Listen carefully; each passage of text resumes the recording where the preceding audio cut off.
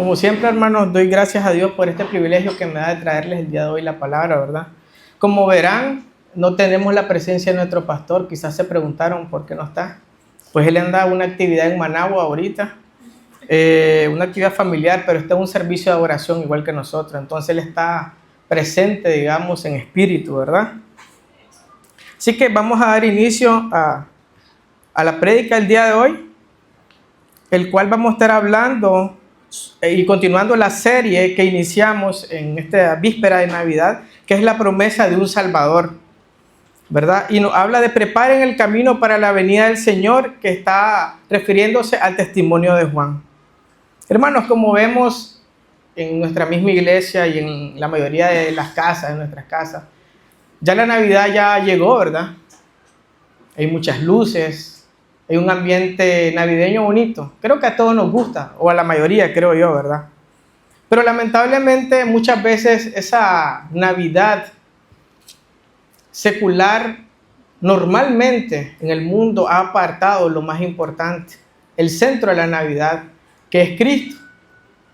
Vemos muchas luces como las que tenemos acá, que se ven muy bonitas, pero la luz del Señor no está en esa Navidad, ¿verdad? Vemos y sentimos un espíritu navideño, pero lamentablemente el Espíritu Santo no se encuentra en esas actividades. Pero para la iglesia, hermanos, la Navidad tiene un mensaje claro y eterno. Dios cumplió su promesa enviando al Salvador. Ese es el mensaje que nosotros como iglesia debemos de tener en nuestros corazones. La Navidad refleja y representa la llegada del Señor Jesucristo a esta tierra para salvarnos, perdonarnos por nuestros pecados. Hermanos, la Navidad realmente no inició en Belén, inició en la eternidad del plan redentor de Dios, anunciado por los profetas y preparado cuidadosamente por Él mismo. Y debemos de saber, hermanos, que Israel había vivido aproximadamente 400 años de silencio profético desde Malaquías. Si nosotros vemos en nuestra Biblia, hay una hoja que divide el Antiguo y el Nuevo Testamento. Dicen muchos eruditos que esa hoja representa esos 40 años de silencio profético, desde el último profeta, que era Malaquías. Y vemos, hermanos, que en ese tiempo, durante ese periodo, en Israel, la vida espiritual se había enfriado. El legalismo y el formalismo religioso dominaban. Había confusión sobre la verdadera esperanza mesiánica. Había duda. ¿Quién era el Mesías? ¿Cómo iba a ser? ¿En qué iba a venir?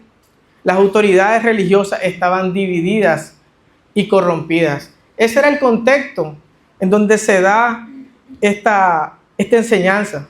Pero en medio de esa oscuridad, tensión social y desesperanza, Dios rompe su silencio, hermano.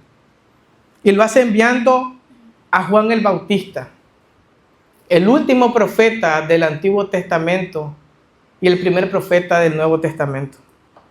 Él fue el puente entre la promesa y el cumplimiento. Pero para entrar en contexto un poco, ¿quién era Juan el Bautista? Voy a dar un contexto bibliográfico corto, porque hay mucha información en la Biblia, pero vamos a tratar de ver quién era. Se nos dice la palabra de Dios que era hijo de Zacarías y Elizabeth. Ambos padres venían del linaje sacerdotal, eran hombres que vivían conforme al corazón del Señor. Vemos que su nacimiento fue milagroso. Nos narra Lucas, que el ángel Gabriel se le apareció a su padre Zacarías. Al aparecerse, le dijo que él había escuchado la oración de sus padres, que era que Elizabeth quedara embarazada. Ellos eran mayores de edad. Ellos no podían tener bebé. Elizabeth no podía tener bebé. Pero el Señor escuchó su oración. Le dijo también que el hijo que tendría prepararía al pueblo para volver al Señor. Aunque Zacarías dudó por su vejez y quedó mudo como señal, la promesa se cumplió fielmente. Elizabeth quedó embarazada. Hermano, aquí vemos que el nacimiento de Juan fue un acto soberano de la gracia divina del Señor. Ese mismo Juan fue el que cuando llegó María, la madre de Jesús embarazada, a visitar a Elizabeth, dice que el niño brincó en su vientre, porque él sintió la presencia del Señor aún estando en el vientre. Dice que fue lleno del Espíritu Santo. Y nos cuenta, nos narra que Elizabeth, la madre, en ese momento fue llena del Espíritu Santo también. Hermanos, su vida y propósito fue profetizado siglos antes por Isaías, por el profeta Isaías. Y eso lo encontramos en el capítulo 40, en el versículo 3 y en Malaquías 3.1. Escuchen lo que nos dice Malaquías 3.1. Miren, yo envío a mi mensajero y él prepara el camino delante de mí. Entonces el Señor, al que ustedes buscan, vendrá de repente a su templo. El mensajero del pacto a quien buscan con tanto entusiasmo, sin duda vendrá, dice el Señor de los ejércitos celestiales. La Biblia nos narra que tiempo después de esta memorable llegada al mundo, Juan desapareció a lugares desiertos. Juan era un tipo, para nuestros tiempos fuera muy extraño, y creo que para esos tiempos también. Se separó en los desiertos y nos cuenta Mateo 3.4 que Juan usaba ropa tejida con pelo rústico de camello y llevaba puesto un cinturón de cuero alrededor de la cintura. Imagínense ese atuendo en esos tiempos. Igual ahora, una persona con ropa, dice, de pelo rústico de camello y un cinturón de cuero. Dice que se alimentaba con langostas y miel silvestre. Langostas, no estamos hablando de la langosta del mar, estamos hablando, nos dice que eran como saltamontes, insectos del desierto, de lo que él se alimentaba. Entonces podemos ver acá la vida sencilla que tenía Juan el Bautista. Se apartó al desierto a buscar del Señor desde pequeño y llevaba una vida muy poco común, alejado de la religión de ese tiempo, alejado de la contaminación que había en ese tiempo. Este mismo Juan es el que bautizó al Señor Jesucristo en el río de Jordán, ¿verdad? Y dice que cuando la palabra de Dios vino a él, al iniciar su ministerio profético, apareció de repente en el desierto y predicaba el bautismo de arrepentimiento para perdón de los pecados. Dice que y salía a él Jerusalén y toda Judea y toda la provincia de alrededor de Jordán para oír su mensaje. A pesar de que era una persona un poco extraña, su mensaje era diferente. Era un mensaje diferente. Y como nos leyó nuestro hermano Bismar, Juan aparece como un heraldo, el que llevaba el mensaje del Mesías al desierto. Y comenzó a predicar y su mensaje era el siguiente.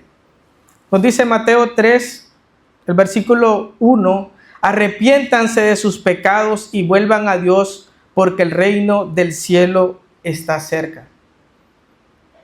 El mensaje de Juan era no muy común ni muy agradable. Arrepiéntanse. Escuchen un mensaje, arrepiéntanse. Viene alguien y le dice, arrepiéntanse. Hasta puede ser un poco muchas veces ofensivo, ¿verdad? Él estuvo claro y toda su vida tuvo un propósito, preparar el camino para la venida del Señor. Como un heraldo, un mensajero que va delante del rey, Juan no buscó protagonismo, buscó preparar el camino para Cristo. Él no era el protagonista, hermano. Él no era el que quería los reflectores. Él hacía que la mirada de todos se fueran hacia Cristo. Y esto nos lleva a nuestra primera verdad. El propósito del siervo es exaltar al Salvador porque Cristo es el centro de toda esperanza. Sí, hermano, el siervo, en este caso Juan, exalta al Salvador. Y vemos que el mensaje dice, arrepiéntete de sus pecados y vuelvan a Dios. Vemos que él empieza diciendo, arrepiéntanse. ¿Pero con cuál propósito? El propósito es que vuelvan a Dios. Desviar la mirada, no a Él. No lo que Él está predicando, sino a ¿quién? A Dios.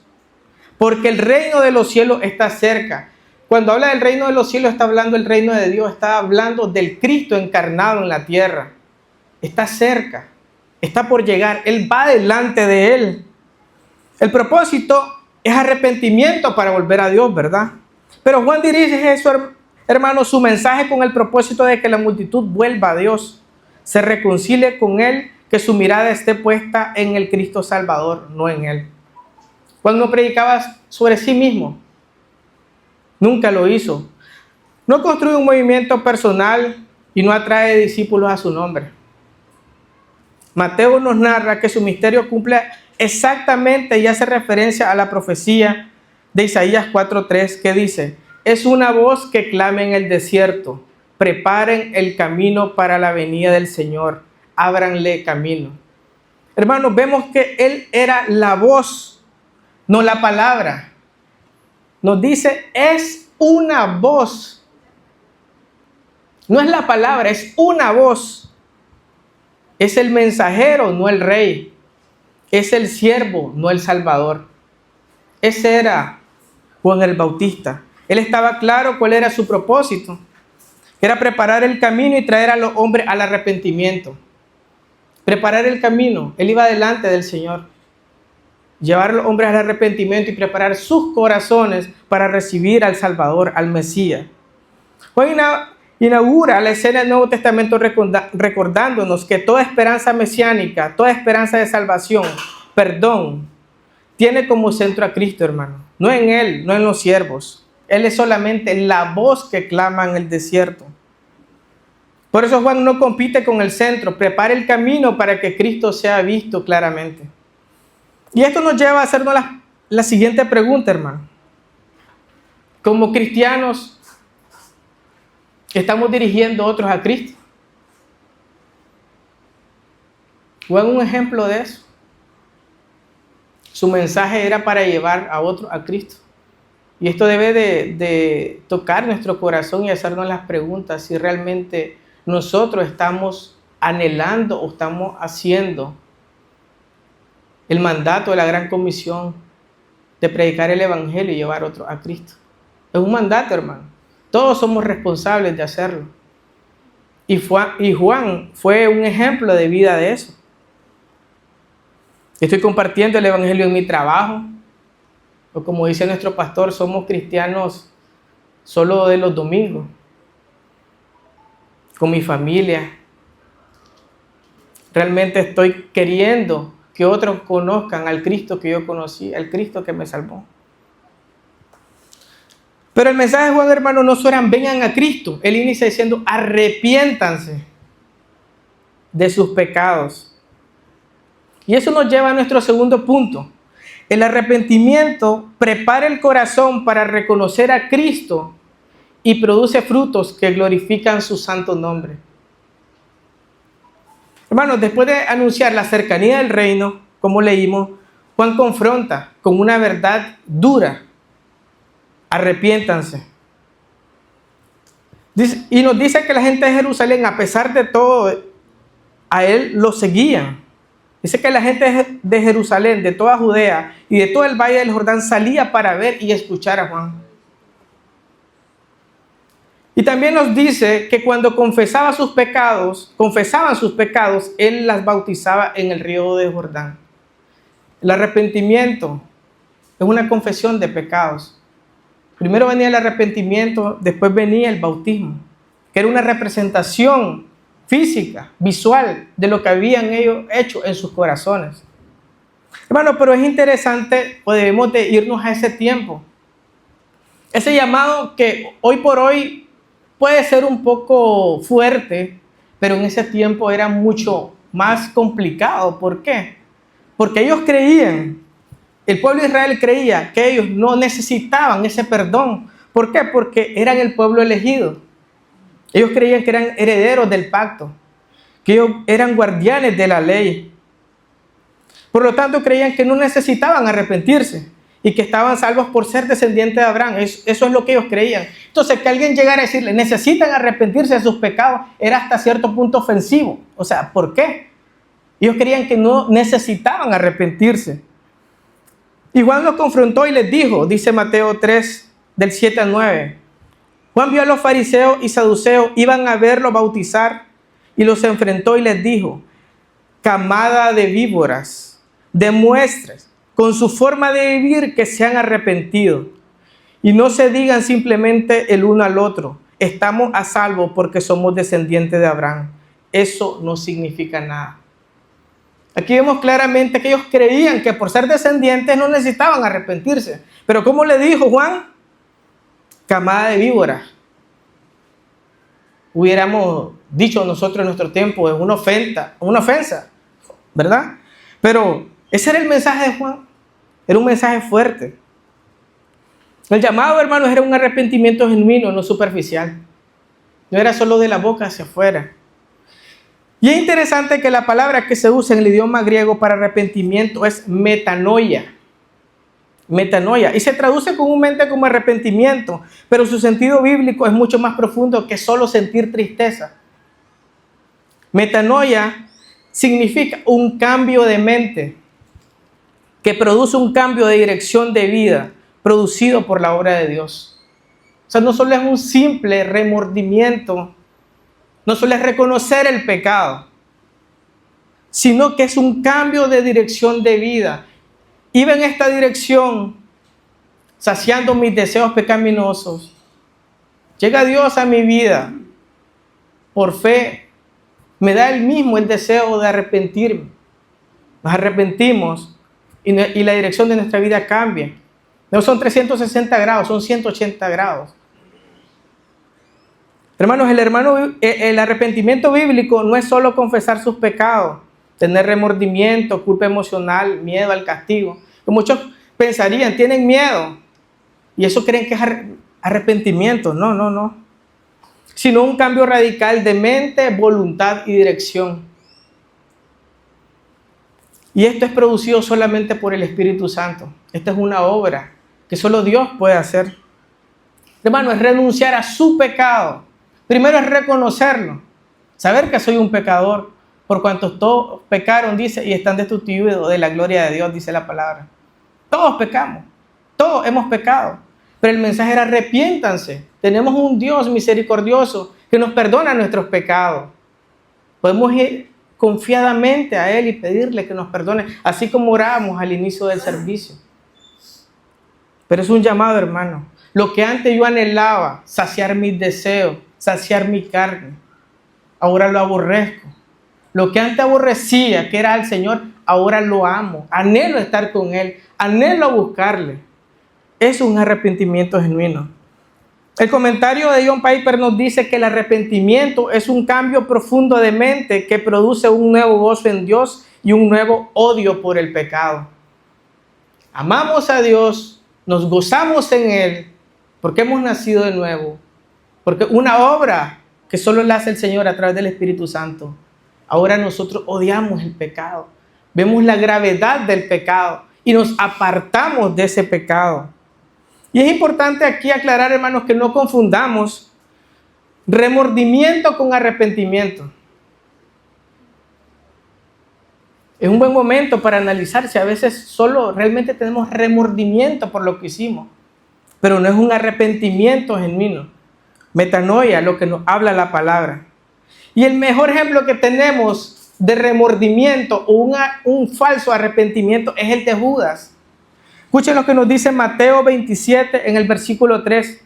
Entonces Judas, el que le había entregado, viendo que era condenado, devolvió arrepentido las 30 piezas de plata. Devolvió arrepentido las 30 piezas de plata a los principales sacerdotes y a los ancianos. Pero es interesante que la palabra que se utiliza en griego en esta traducción es metamelomai. Metamelomai, que significa remordimiento, lamentarse o sentir pesar. Entonces es importante que nosotros podamos distinguir entre lo que es remordimiento y arrepentimiento. No solo es reconocer el pecado, es ser consciente primero que le hemos fallado al Señor. Y nuestra vida tiene que cambiar. Lo que antes amábamos, ahora ya no debemos por qué amarlo. Y si lo seguimos amando, deberíamos de hacernos la pregunta si realmente tuvimos un arrepentimiento genuino. Si sigo pareciéndome todavía al mundo, más al mundo que a un cristiano, debemos de hacernos esa pregunta, es sana. Y en este tiempo de Navidad, que el centro, estamos hablando que es Cristo, debe ser una de las preguntas que debemos traer a nuestro corazón. Ser humildes y reconocer si nosotros realmente tuvimos un genuino arrepentimiento. O cada día venimos al Señor a orar y nos arrepentimos de los pecados que hicimos en el día. Porque todos pecamos y seguimos pecando. No estamos hablando de perfección, hermanos, no nos confundamos. No es perfección, no es que nunca vamos a pecar, porque sabemos que somos pecadores. Pero no es posible que ese pecado ahora sea recurrente. porque nuestra vida comienza a crecer en santidad. Por eso es dado por el Espíritu Santo. Espíritu Santo es el que nos lleva a crecer en santidad. Pero Juan es consciente, hermanos, a como vimos, que muchos religiosos tenían un arrepentimiento vacío y superficial con lo que nos leyó nuestro hermano. Por eso declara en el versículo 8, demuestren con su forma de vivir que se han arrepentido de sus pecados y han vuelto a Dios. O sea, no solo es decirlo, demostrarlo con tu forma de vivir. Demuéstrenlo. ¿De qué sirve que hablen bonito, que digan que se arrepintieron, pero su vida no refleja ese cambio? La versión Reina Valera nos dice, o se traduce como, haced pues frutos dignos de arrepentimiento. Si nosotros realmente tuvimos un arrepentimiento genuino, debemos de tener frutos dignos de arrepentimiento, y esos frutos son visibles en cada uno de nosotros. Hermanos, el arrepentimiento trae frutos. Debe traer frutos siempre. Y esto nos lleva a hacernos la siguiente pregunta. ¿Qué produce el verdadero arrepentimiento? ¿Qué produce en nosotros, el creyente? Uno, primeramente produce un nuevo nacimiento espiritual. Nos dice 2 Corintios 5:17, que si alguno está en Cristo, nueva criatura es. Todas las viejas cosas pasaron, ahora todas son nuevas hechas, dice. Son hechas nuevas. El viejo hombre quedó atrás, nuestra forma de vivir quedó atrás, los pecados que antes seguíamos quedaron atrás, somos criatura nueva, tenemos al Espíritu Santo que nos exhorta, que nos redarguye y el que nos da la fuerza para permanecer firmes y crecer cada día en santidad. También produce frutos visibles y permanentes, como veníamos hablando, como dice Mateo 3, versículo 8, haced pues frutos dignos de arrepentimiento. Hermano, el arrepentimiento verdadero es evidencia de cambios concretos y observables, como veníamos hablando. Obediencia a la lectura de la palabra de Dios, algo básico. Si decimos ser cristianos y no leemos la palabra de Dios, yo pondría en duda eso. Porque ese es el libro, es la palabra de Dios que Dios nos dejó para que lo conociéramos a Él. Entonces, si yo no anhelo leerla, no anhelo conocerlo más a través de su palabra, eso dice mucho de nosotros. Abandona el pecado y búsqueda deliberada de la santidad. Humildad y confesión en lugar de autojustificación. Somos expertos a autojustificarnos, a decir que realmente hice un pecado, pero es que él me dijo esto primero, dicen nuestros hijos. Le decía, hijo, ¿y por qué hiciste eso? Le decía, ¿por qué ofendiste a tu hermana? Pero es que ella me hizo. O sea, nunca vemos el pecado, vemos siempre por qué estamos pecando, algo externo. No reconocemos con humildad y decir, sí, es cierto. O sea, mi corazón es pecaminoso y tiene tendencia a fallar. No lo reconocemos, siempre estamos buscando. Es que el pastor no me saludó. Es que mi hermano me dejó con la mano extendida y tal vez fue que pasó y no se fijó, pues. También produce amor, justicia, reconciliación y perdón de las relaciones. Si Dios ya nos perdonó, vemos que el arrepentimiento es perdón de pecados. ¿Por qué nosotros no podemos perdonar a otros que también nos fallen? Hermano, no existe pecado más grande que el que nosotros le hemos hecho al Señor y aún así Él nos perdonó. Ahora, lo que te hacen a ti no es más grande que lo que tú has hecho ante el Señor, mas aún así te cuesta perdonar. Aún así, hasta su misma familia muchas veces no tenemos buenas relaciones. Les cuento, hermano, ustedes son los cristianos y ustedes son responsables de ser necesario ir y pedir perdón a su familia, a su hermano. No esperen que el otro, ¿por qué voy a esperar que el otro venga? Si soy consciente que hubo una discusión, que hay un problema, que hay una molestia. Es nuestra responsabilidad. Lo siento si están esperando que otro venga. Lo siento. Nos toca a nosotros. Nos corresponde humillarnos. Y así como el Señor nos perdona, ir en nosotros también a pedir perdón. Y también produce gozo espiritual y paz con Dios como resultado de la reconciliación. Hermano, cuando sabemos que hemos venido a los pies de Cristo, eso causa gozo. No es posible que nosotros seamos cristianos que no tengamos gozo en el corazón, porque ahora tenemos una esperanza de salvación. Antes no teníamos esperanza, pecábamos.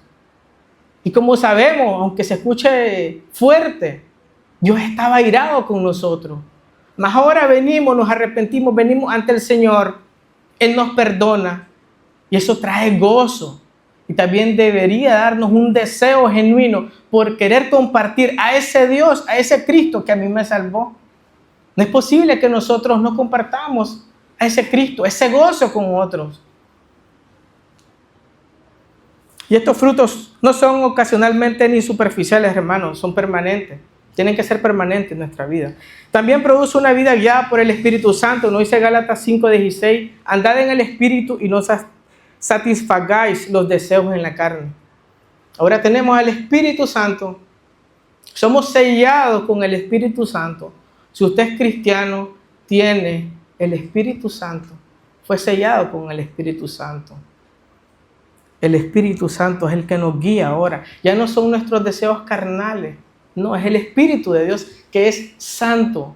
Nos guía, nos da ese anhelo de ser cada día más como Jesucristo, que ese es el llamado que tenemos. Ser santo porque Él es santo. Y también produce seguridad y esperanza eterna, hermanos. Lo dice Juan 5:24. Ha pasado de muerte a vida. Hermanos, no solo estábamos enfermos por el pecado, no. No solo estábamos enfermos, estábamos muertos, nos dice la Biblia, en nuestros delitos y pecados. Pero ahora recibimos vida, y vida en abundancia, que es Cristo. Él es la vida eterna. El arrepentimiento conduce a una nueva posición delante de Dios, una vida eterna, paz con Él y la firme esperanza de salvación. Que esto no está basado en méritos humanos. Eso es el resultado, lo que estamos viendo es el resultado del arrepentimiento. No es que yo me gano la salvación por mis méritos. Es el resultado, el reflejo de los frutos que debo dar si realmente tuve un arrepentimiento genuino. Y esto nos trae a la siguiente pregunta, hermano. ¿Mi vida refleja un arrepentimiento real o solo un remordimiento emocional que tuve? Creo que es un buen tiempo para que analicemos y se la dejo para que se la lleven en sus corazones y seamos honestos cuando muchas veces pedimos perdón de manera tan superficial. Y deberíamos de pedir perdón por la forma como pedimos perdón, porque hasta en eso pecamos. Hermanos, ¿realmente estamos reflejando la luz que es Cristo o simplemente viviendo a la sombra de una religiosidad externa?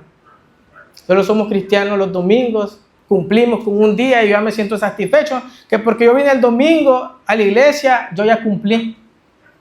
Y el resto de la semana vivo como un impío, saciando mis deseos. ¿Realmente estamos reflejando la luz que es Cristo? Es interesante que dice que este mensaje de Juan encendió las alarmas del liderazgo religioso, quienes veían una amenaza para su autoridad espiritual y de poder y de dominio. Vemos su mensaje, la gente lo seguía. Entonces los líderes religiosos mandaron hacerle preguntas de quién era Juan. Y eso nos lleva al siguiente punto, que es: el siervo no es la luz, sino quien anuncia la luz verdadera. Hermanos, Juan rechazó toda pretensión de protagonismo y él define con precisión su identidad y su misión, como vamos a ver. Después de establecer este arrepentimiento y dar este mensaje, esto produce luz a donde él estaba, ¿verdad? Nos dice Juan 1:19, este fue el testimonio que dio Juan cuando los líderes judíos enviaron sacerdotes y ayudantes del templo desde Jerusalén para preguntarle: ¿quién eres? Le hacen la primera pregunta: ¿quién eres? Esa pregunta, hermano, no es inocente. No solo es ¿quién es este tipo? No, él estaba causando un revuelo, la gente lo seguía. Su mensaje era diferente. Tenía el respaldo del Señor y eso era notable. Esta persona un poco extraña, con mudas extrañas, con comidas extrañas, estaba haciendo un revuelo en ese tiempo. Lo estaban siguiendo. Dios estaba cumpliendo su propósito en él. Pero él dijo con toda franqueza, yo no soy el Mesías. Porque lo primero que ellos creen que él es el Mesías, el que venía. Viene este hombre, estaban esperando al Mesías, no sabían cómo era, ellos creen que viene Juan y dice, ¿será que este es el Mesías? Pero él rotundamente y con mucha humildad dice, no, yo no soy el Mesías. La Reina Valera lo traduce como, confesó y no negó, sino confesó, yo no soy el Cristo. Y veamos esto, confesó y no negó, sino confesó. Esto subraya la claridad y la firmeza de su confesión. O sea, no hubo duda. Él no quería hacer la luz. Él no quería que lo vieran. Yo no soy el Cristo. Él sabía que ese mérito no era de él. Y no tenía ningún problema en no tenerlo. Juan no permite ambigüedades, hermanos. Un siervo verdadero no se apropia de una gloria que no le pertenece. Y continúan y le preguntan, bien entonces, ¿quién eres? Preguntaron, ¿eres Elías? No contestó. Él tenía un aspecto, dice, muy similar al de Elías. Por eso ellos creían, y había una profecía que Elías iba a regresar. Ellos creían que Elías iba a regresar. Ese Elías que se había ido en un torbellino en Segunda de Reyes, que se lo llevó el Señor en un torbellino. Pero sí había un sentido en que él era el Elías. Como Jesús le dijo a sus discípulos en Mateo 17, 10, 13. Luego sus discípulos le preguntaron, ¿por qué los maestros de la ley religiosa insisten en que Elías debe regresar antes de que venga el Mesías? Jesús contestó, es Jesús hablando. Es cierto que Elías viene primero a fin de dejar todo preparado. Pero les digo, Elías ya vino, pero no fue reconocido, y ellos prefirieron maltratarlo. De la misma manera también harán sufrir al Hijo del Hombre. Entonces los discípulos se dieron cuenta de que hablaba de Juan el Bautista. Vemos que la pregunta era genuina. ¿Eres el Elías? Vimos que el mismo Señor Jesucristo lo compara con Elías en un sentido. En el sentido que él iba a ser lleno del Espíritu Santo como Elías. Él era el heraldo que iba delante del Señor.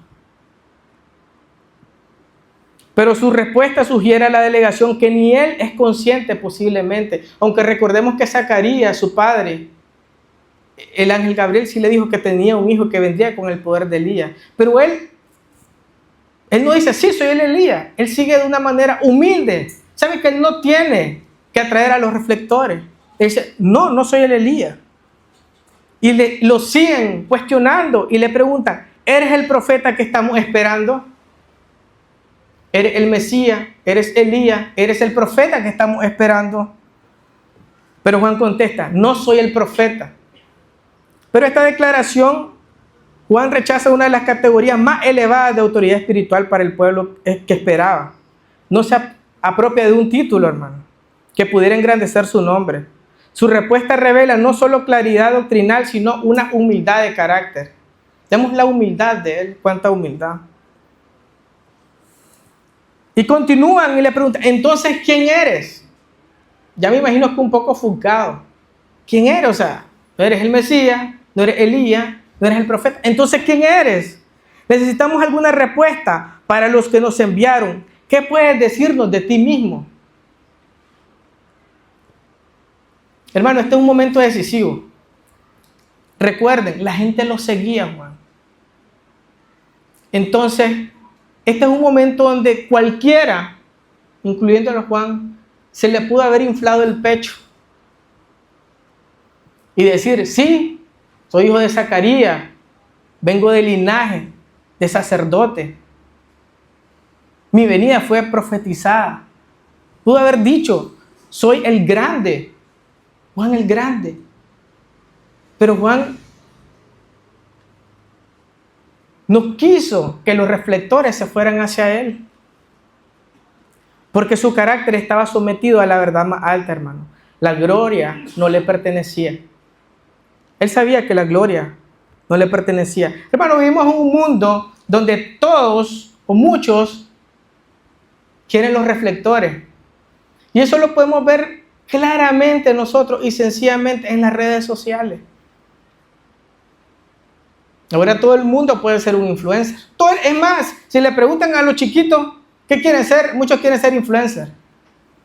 Porque ven que el dinero es fácil, muchos hablan de, sacan sus viajes y todas esas cosas, y anhelan eso. En un mundo donde el que más tiene es el grande, son los grandes, los reyes, los que tienen poder. Pero vemos que Juan era lo contrario a eso. Él pudo haber dicho humanamente tantas cosas que realmente él era, pero él no lo hizo. Hermanos, porque el cielo no lo evalúa de esa manera. Los ángeles de Dios no reconocen esa clase de grandeza. Los ángeles de Dios no reconocen que eres grande por lo que tienes, por lo que eres, por el puesto que tienes. No, ellos consideran grande a quienes hacen grandes obras por amor a Dios, a los que dan su vida por el Señor. Esa es la grandeza que los ángeles valoran. El mismo Jesucristo declaró en Mateo 11:11 que entre los nacidos de mujer no se había levantado uno mayor que Juan el Bautista. Escuchen esto, hermano.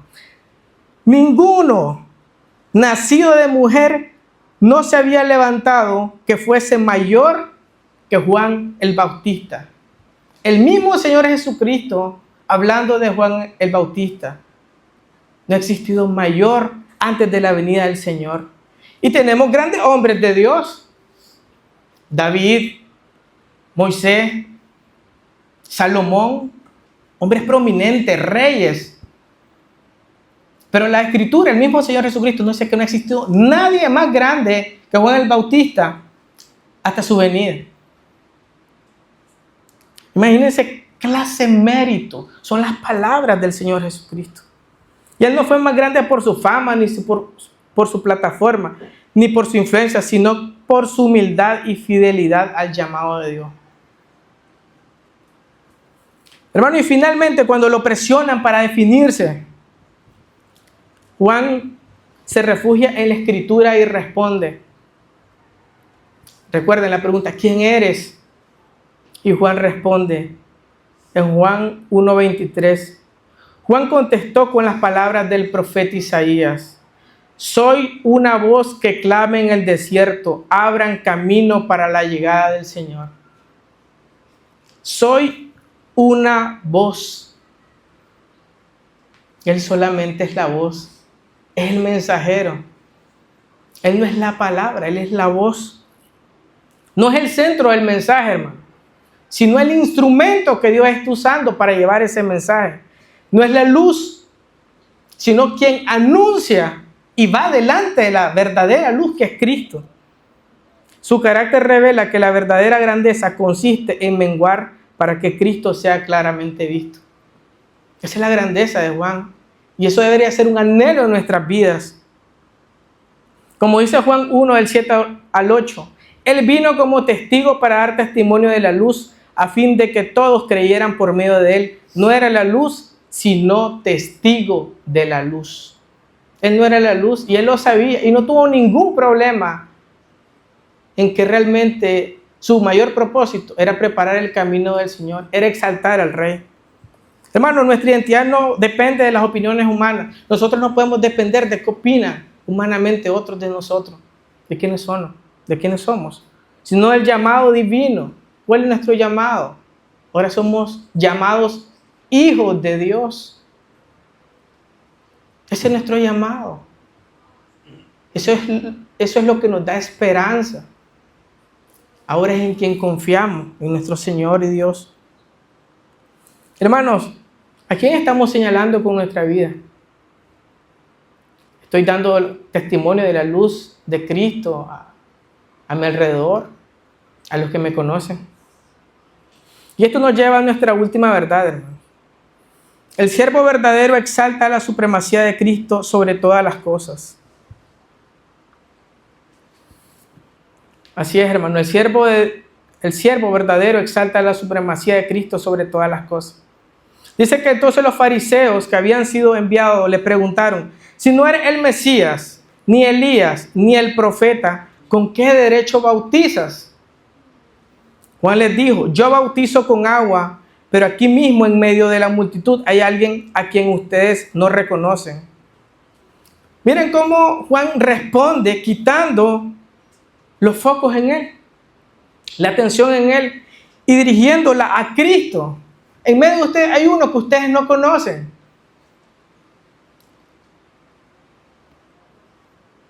Qué triste es tener a Cristo cerca y no saber que Él está ahí. O sea, recuerden, muchos eran religiosos, se sabían de memoria la ley, pero no reconocían a Cristo. Pero les declaró, dice Juan 1:27, aunque su siervo viene después del mío, yo ni siquiera soy digno de ser su esclavo, ni de desatar las correas de sus sandalias. Hermanos, escuchen esto, qué poderoso. Cuánta humildad de Juan. Aunque su siervo viene después del mío, yo ni siquiera soy digno de ser su esclavo, ni de desatar las correas de sus sandalias. Ese Juan que lo seguía en las multitudes, Juan que fue llamado el mayor entre todos los nacidos de mujer. Dice que reconoce con una humildad extraordinaria que él no es digno ni de ser esclavo y desatar las sandalias de sus pies. Hermanos, en ese contexto, la única cosa que los discípulos o el maestro tenía para con el discípulo, lo único prohibido que tenía era que él le desatara las sandalias. Porque recuerden, como decíamos, llegaban muchas veces de viaje y andaban los pies sucios, había polvo. Y esa era una forma también de recibir a alguien que te visitaba. Y esa tarea era dada a los esclavos de, por decirlo así, de nivel más bajo. Pero Juan reconoce que él no es digno ni de desatar las sandalias de sus pies. Creo que eso nos debe dar un gran mensaje, hermano. Un mensaje que debe de llegar a lo más profundo de nuestro corazón. Muchas veces hemos actuado con arrogancia, con prepotencia. Muchas veces hemos querido ser el centro cuando hacemos algo. Queremos que nos vean. Le diría a algunos, vayan a ver los perfiles de Facebook. ¿Qué publican? Queremos ser vistos. Pero el llamado aquí es a regresar a Cristo, a arrepentirnos y a que nuestro corazón, el único propósito sea exaltar al Rey, exaltar a Jesucristo. Que Él crezca y que nosotros menguemos, como nos dice el mismo Juan el Bautista en Juan 3:30. Él fue la encarnación de ese versículo. Es necesario que Él crezca y que yo mengue. Hermano, ese es el llamado que tenemos nosotros. Que Jesucristo cada día crezca en nuestra vida y en nuestro corazón y que nosotros menguemos. El egocentrismo hay que quitarlo de nuestras vidas. Ego, yo. Centrismo, el centro. Yo soy el centro. Yo primero, yo segundo, yo tercero y yo de último. No, hermanos. Es Cristo. Es Cristo. Su vida nos enseña que la grandeza consiste en disminuir a sí mismo para que Cristo sea exaltado. La influencia de un creyente no se mide por fama, hermano, prestigio o reconocimiento humano, sino por cuanto permite que la luz de Cristo brille a través de su vida. Ese es el gran ejemplo que nos deja Juan. Y esto nos lleva a la aplicación del día de hoy, hermanos. Y esa, si me acompañan, la encontramos en 2 de Corintios, capítulo 4, del versículo 5 al 6. 2 de Corintios, capítulo 4, del versículo 5 al 6.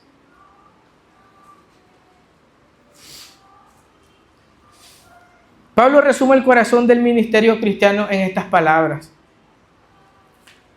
Dice así: como ven, no andamos predicando acerca de nosotros mismos, predicamos que Jesucristo es el Señor. Y nosotros somos siervos de ustedes por causa de Jesús. Pues Dios, quien dijo que haya luz en la oscuridad, hizo que esta luz brille en nuestro corazón para que podamos conocer la gloria de Dios que se ve en el rostro de Jesucristo. Así como Dios dijo, sea la luz en Génesis, hermano, ahora ha resplandecido en nuestros corazones para iluminarnos con la gloria de Dios. Tenemos a la luz en nuestras vidas. Cristo es la luz. Ya no nos predicamos a nosotros. Nosotros no somos el centro. Es Cristo y ese debe ser nuestro anhelo. Ese es el llamado que tenemos todos. Que vengamos con un corazón humilde, nos arrepintamos hacia el Señor. Confesemos nuestros pecados, porque tenemos a un Dios que es misericordioso. No necesitan otros intercesores, hermano. Tú y el Señor. Él conoce tu corazón. Él conoce tu corazón. Y Él es bueno para escuchar. Su oído, el oído del grande, del poderoso, está atento a nuestras oraciones. Él nos escucha. Juan el Bautista vivió exactamente esa realidad, hermano. No predicó su nombre, sino el nombre que es sobre todo nombre. Y aquí aprendemos y entendemos que predicamos a Cristo porque Él es la luz. Señalamos a Cristo porque Él es el Salvador. Exaltamos a Cristo porque Él es Dios hecho carne. Caminamos en arrepentimiento y fruto para que su gloria sea visible. Ese es el llamado que tenemos hoy, hermanos. Y mi deseo también es que en cada área de nuestra vida declare, cada día, he aquí el Cordero de Dios que quita el pecado del mundo. He aquí el Cordero de Dios que quita el pecado del mundo. Eso debe resonar en lo más profundo de nuestro ser y nuestros corazones. Y a Él venimos. Oremos.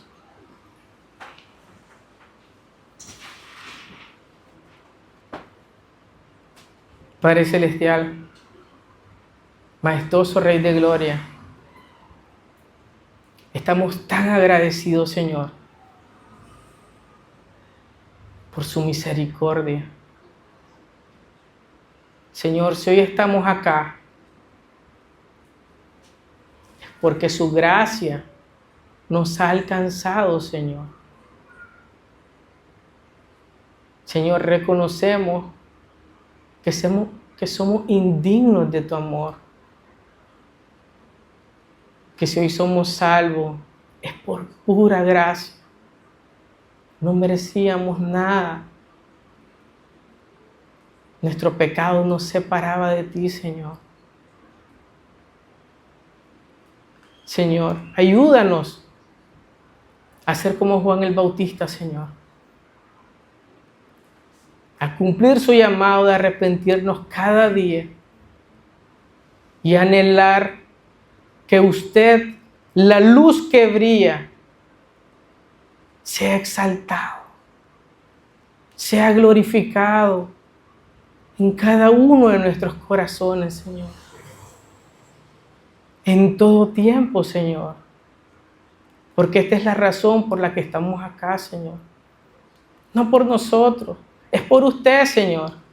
Es a usted que le damos la gloria y la honra. Es a usted que alabamos. Es a usted que adoramos. Usted es la razón de ser de nuestra vida, Señor. Sin usted nada tenemos. ¿Qué sentido tiene la vida, Señor, si usted no está con nosotros? Gracias por su amor inagotable, Señor. Gracias por lo que hizo en la cruz del Calvario. Y hoy le ruego, Padre, si hay alguno acá que no le conoce, Señor, ten misericordia de ellos. Toca su corazón para que puedan reconocer tu grandeza, Señor. Puedan reconocer que solo tú eres digno de toda honra y toda gloria, Padre. Y todo esto te lo pedimos, Señor, en el nombre de su amado Jesucristo. Amén y amén.